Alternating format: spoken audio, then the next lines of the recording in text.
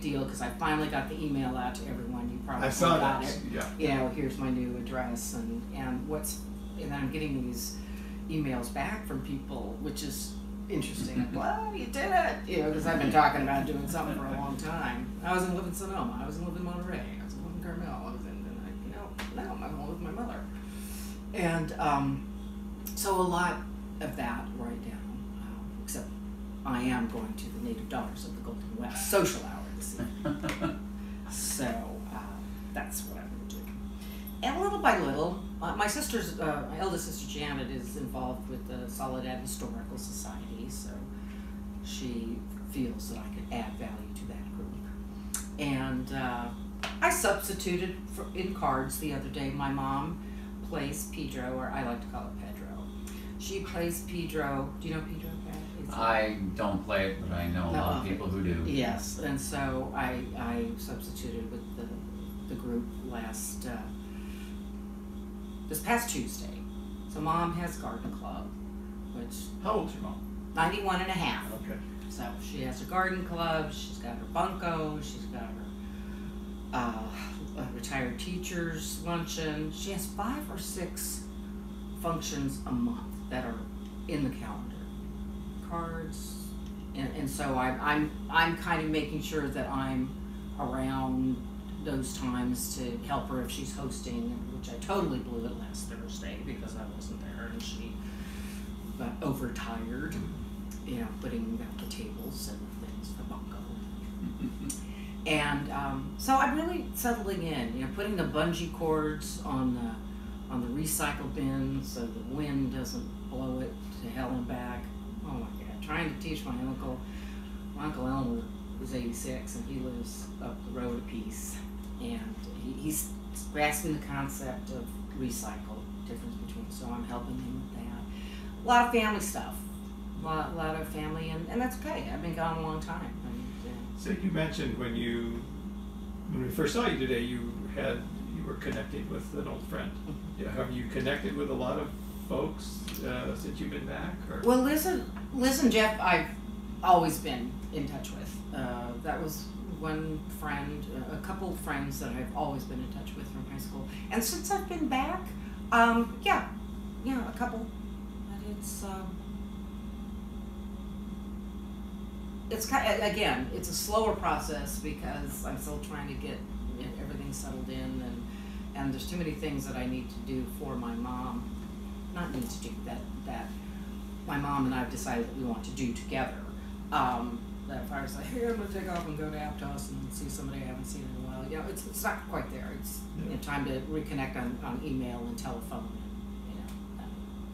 But I plan to, because I eventually, at least I think I eventually want to do some kind of work back again, organizing, you know, event planning or something like that. So, but not full time. I don't want to work full time. I want to schedule like yours. Work when I want to. Well, it's not quite exactly like that. Work when I can. Yeah. You have to frame it that way. Okay. Just tease it. So you still have. So I'm thinking I'm understanding better now, because you still have the ability. You still have your memberships to your. To go to the theater. Mm-hmm. You could still do that. So you could just run up there and do the things when you need your fix or whatever, whatever it is, and then you hang out in the mission. Yeah, yeah. And you know, Mom and I, when we were discussing my moving here, I said, Mom, there are going to be times when I'm going to want to go back to the city, and because her concern is not enough of a social life for me here. Like, well, that's okay. I mean, I was really becoming a couch potato anyway in the city, and to me it started to be, I love the nights when I'm just home not doing anything. And I've never been the person who had to do something all the time. I remember this one acquaintance of mine said something, she said, if I don't have something planned every night of the week, literally every night of the week, she said, I can't do that at all. You know, I can't remember where I heard it or read it just recently, to saying that that's the same thing as being a workaholic. Mm-hmm. You know, if you have to, you're busy all the time, it doesn't matter what it is. Right. You could be working, or it's still the same stressful type of thing. Never did. Huh. So I only learned about, I'd say about 4 years ago from a friend of mine and Mom and Janet. You know, we would play. But then, of course, there's Greenfield rules. And there's solid rules. Yeah. Gonzalez rules. Yeah. That is kind of interesting. Yeah. And it's been a long time since I played. But I remember Denise's sister Leslie? Yes. Okay, this was years ago. This was like early 80s. She was visiting, Leslie and her husband were visiting, and we were teaching her husband how to play. And so Leslie had already gone to bed. And she comes out, and we're sitting at our kitchen table playing Pedro. And she says, "You coming to bed?" And he said, "Well, I'm just playing Pedro." So I shit canned my first husband for playing Pedro all night long. So Pedro could be kind of addictive, you know, when you're learning it. It's funny. So Swiss, have you done 23andMe? I have not. You know, it's interesting you said that, because at the Swiss Club lunch last Saturday, a gentleman by the name of Tony Quinn, and I believe he lives in Santa Maria. I'm not sure where he lives, but he made a presentation to the Swiss Club, and my favorite part was when he said, you know, well, of course, you know, as we all know, 60,000 years ago, we all came from Africa. And then after that, you know, that was my favorite part. And I'm looking around, see how are these people reacting to this. And then he explained, you know, it was really quite interesting. But so DNA, basically, he was talking about his DNA. It's something I've wanted to do, and this gentleman actually was more of a proponent of Ancestry rather than 23andMe. Oh, okay. But whatever, you just mean yeah. So it's something I want to do. You know, it's funny, when I told my grandmother that Denise and I were going to get married, and she said, first of all, she asked, is she Catholic? Yeah. You know, and then she asked, well, is she full Swiss? And I said, no. She was, oh, good, because in the old country, you know, we're too close. So my brother does 23andMe and finds out his wife is cousin. Yeah. You know, Wow, and so it was a lot of that back. You know, back well, it had to be. Yeah. I mean, when you look back, they always say, well, my grandmother, Valentina Francioni, was my grandfather's first wife, and she passed away, and then he marries her first cousin, Maria Francioni, but then these Francionis, you know, we always say we're not related to any of the Riandas in Salinas Valley, but how can we not be at some point? Yeah. You Right. know, so I have tails. Vaughn jokes about having a tail. We're surprised we don't have tails. Yeah. Well, yeah, I think I'm related to her. We probably Yeah, are. we're related. Swenson and Salachi. I mean, it's kind of, what my father always told me, said, you're related to all the Tabernetties. Mm-hmm. All the Tabernetties are related. I was working in South Carolina, and somebody came up to me and said, you know, we met these Tabernetties in Georgia. Are you related? And so when my dad told me, it's the gospel, right? Yeah, all the Tabernetties are related. It turns out they had grown up in Salinas and moved to, you know, and they moved to the East Coast, and some stayed in the New England area, and some moved to the South. So sure enough, and not only were we related, but not that far away. Well, there's a Tabernetti in King City, or Greenfield. I can't remember his first name. Bobby? Yeah, but he always refers to us as cousins.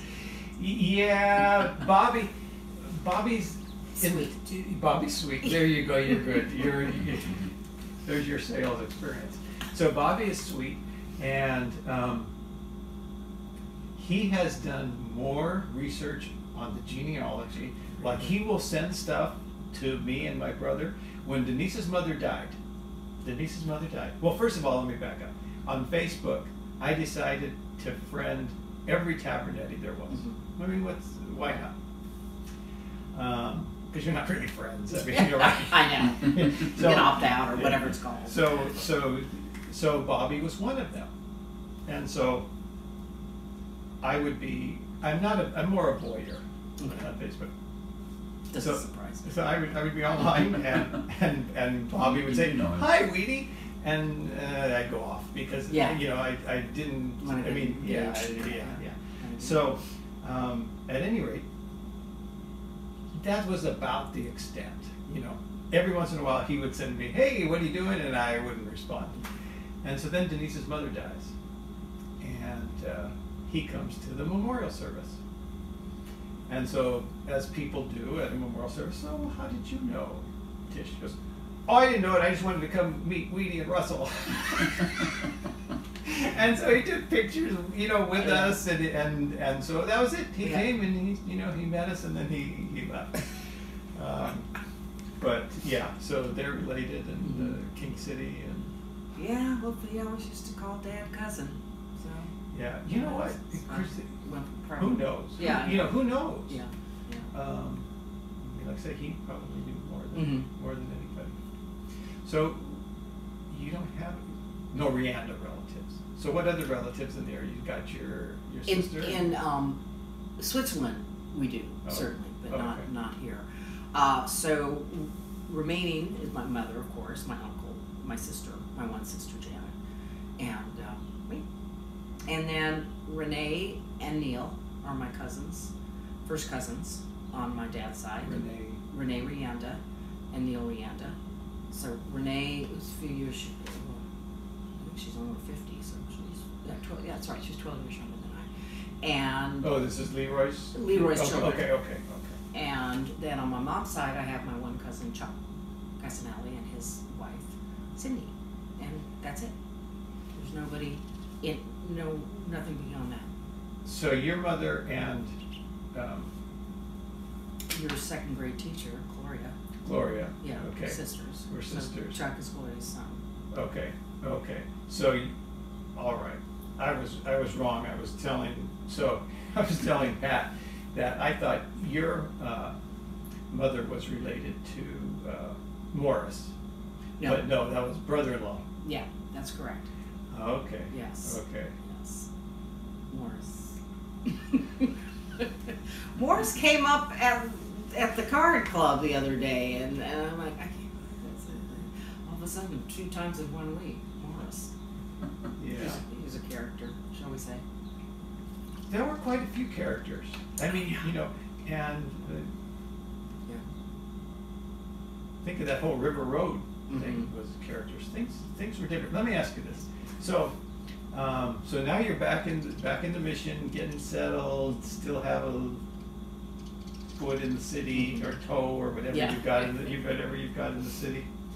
As you're here now, and you weren't here for a long time, anything that you do or anything that you experience that you say, "Shit, I'm old," or in general, anything where you say, let me give you an example for me.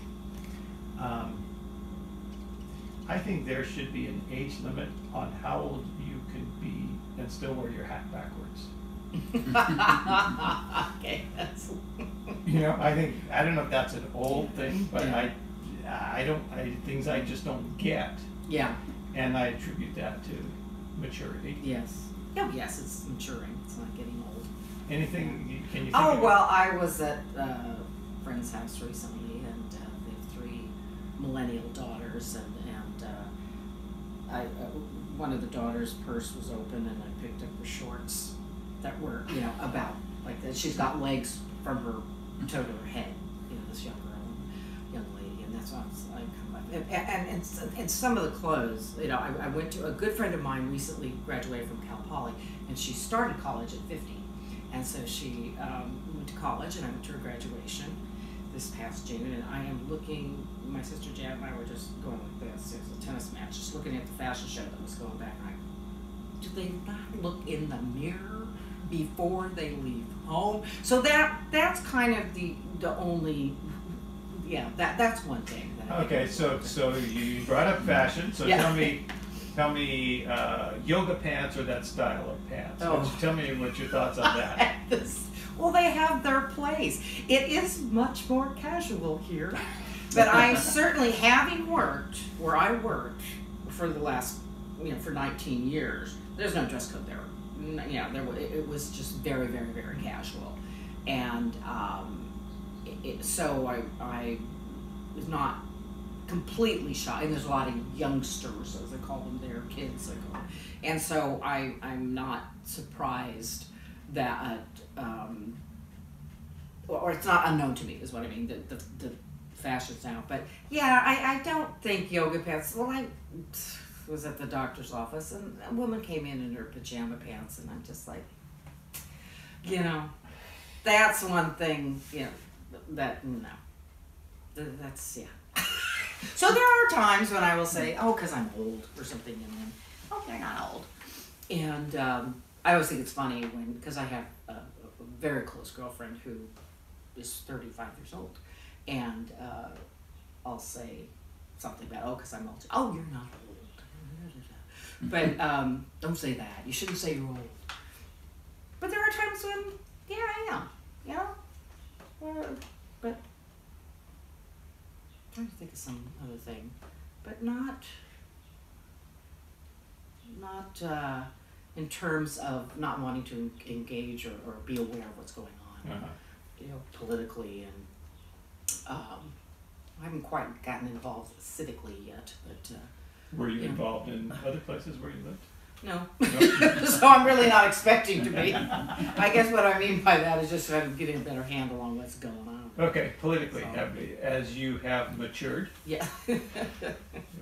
have you become more conservative, less conservative? It's always been, with me, I've always been very fiscally conservative and socially liberal. And I'm finding myself becoming more liberal with social issues, and pretty much remain conservative in the same area I always have been. And it's the Swiss, the Swiss-Italian part there. Yeah. Italians are equally, concerned about concerned about the finances of the Swiss.